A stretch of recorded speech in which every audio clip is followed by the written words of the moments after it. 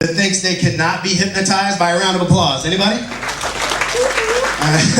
That's the 3 people that said they were coming up. That's a good sign, right?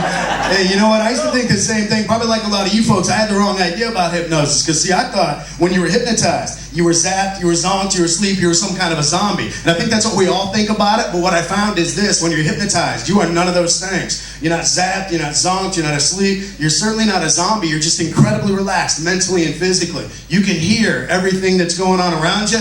You just don't give a shit about anything. Now, a lot of us go through life like that. I know I do, and that's what makes this thing kind of fun. So, folks, in a couple of minutes, you're going to have the opportunity to experience this wonderful thing we call hypnosis. And, of course, I hope you will. You don't realize it right now, folks. Tonight's show is only as good as you allow it to be, and believe it or not, I want you to have a good time while you're here. Before we go any further, I'm going to kind of step off the beaten path and just tell you something. I do not work for the hotel. I work for you. I am your employee, and I want to be a great employee for you, and I want to do a good job, but it's going to take a little bit of effort from you guys to make this thing happen. Fair enough?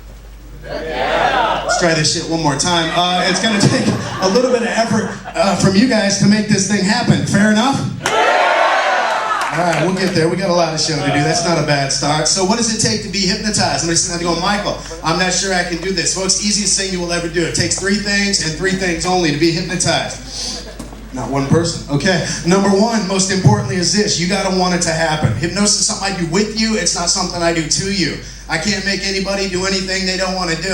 If I could, I'd be pounding some Primo with JJ, and that's not the case. So, if you're not laughing at that, look at somebody who is and ask them what the fuck I'm talking about, all right?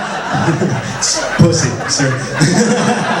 Pussy, yeah. So 1, you got to want it to happen. That's 1. 2, you got to have at least average intelligence. And 3, you got to be able to follow instructions. That's how easy it is. So look, this is your show. You can sit out there with your arms crossed, looking at me like you're pissed off for the next hour. That's fine. I got your money. I'm not giving this shit back. Or you can actually get involved, and I can do a pretty good job for you. And I'll be honest with you, I kind of hope you folks will get involved, because most of the time I come in here, just kind of half-ass my way through this thing. I was going to put some effort into this one for you. Or not. All right, so look, here's what we're going to do, crack babies. We got to wake you up a little bit. I'm going to give you an example of what hypnosis is. If this has ever happened to you, let me know with a huge round of applause. Make all kinds of noise if this has ever happened to you. You get off work, you get in your car, you drive all the way home, you get out of your car, you stand up, and you have no idea what the hell happened on the way home. Has that ever happened to anybody? Make some noise. Get out. It's your show. It happens all the time, doesn't it? You're driving along, you're thinking about that prick you work with, or that loveless relationship that you're stuck in. Nobody? Okay. You pull into the driveway, get in the car, you're like, shit, did I stop at that last stop sign? Did that last stoplight? You forget, right? That's an example of a little thing we call highway hypnosis. Let me give you another example. What if you're sitting around a table and somebody yawns? What happens? It's great. 4 people getting involved in an audience participation show. We're going to kick the shit out of this thing. Well, everybody yawns. You don't yawn because you're tired. Yawn because your subconscious sees that, says, you know, that's a good idea. I think I'm going to do that. And that's the power of suggestibility. You do it every day. It's a naturally occurring phenomenon. So look, it's your show. I want you to have some fun, but again, I can't do it for you. Everybody take one hand, hold it up nice and high like this. One hand nice and high. Get your fucking hand up. I'm not doing this shit for my help.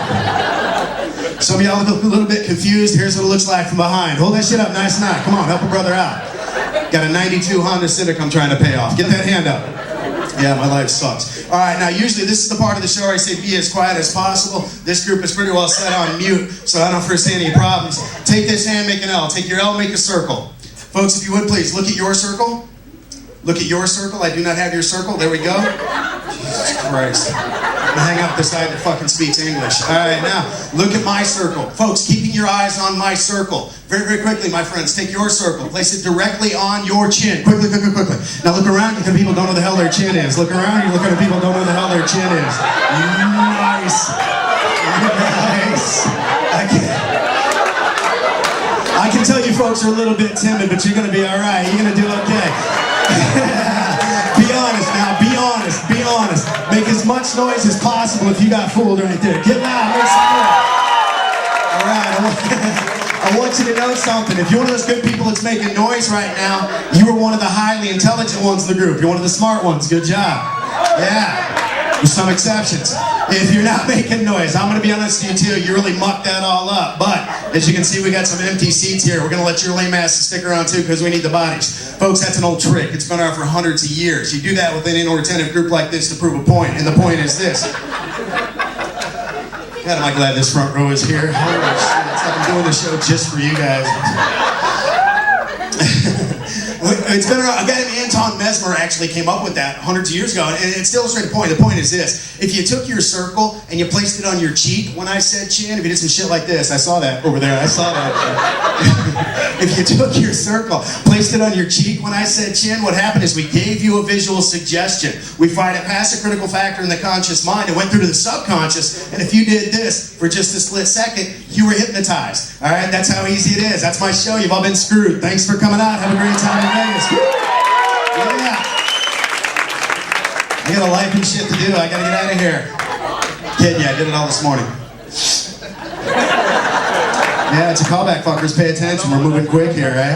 Now, if you took your circle, placed it on your chin when I said chin, that's okay too. It just means you're thinking way too much about this shit. You need to relax a little bit, all right? Look, guys, I've been doing this show for a lot of years. As a matter of fact, we've had the longest run.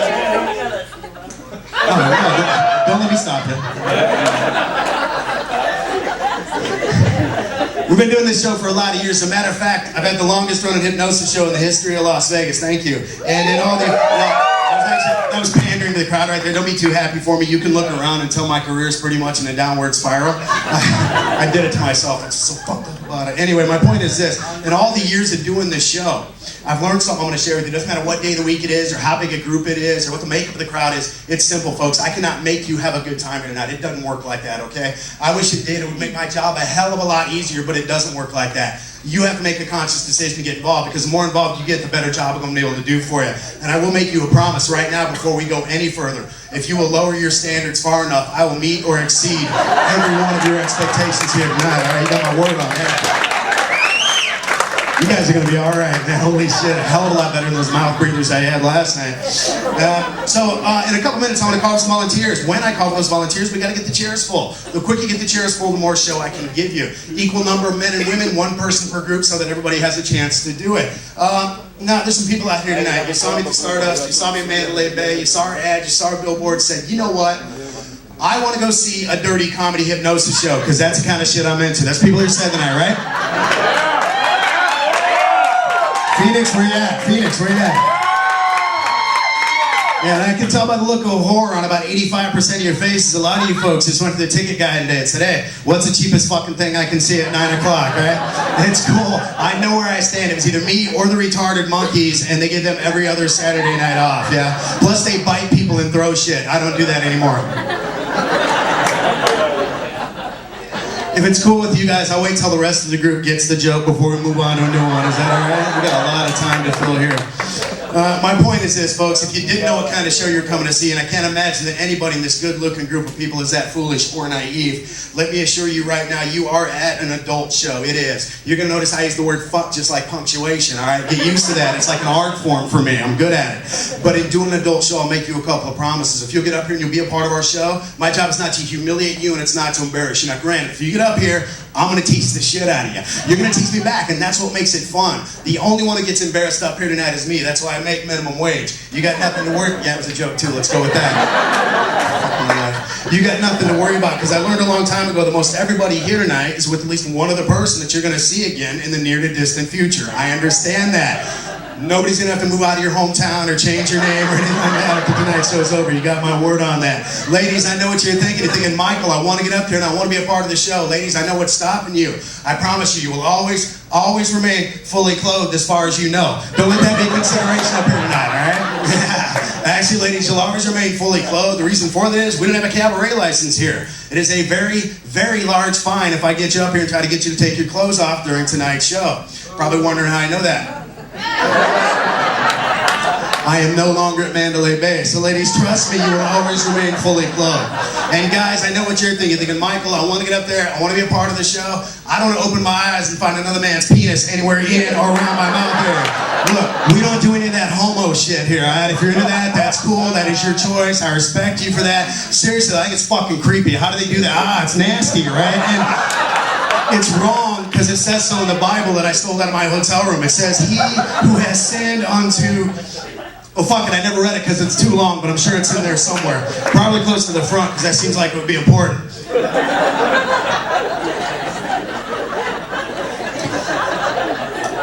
Just waiting for the rest of them to get it.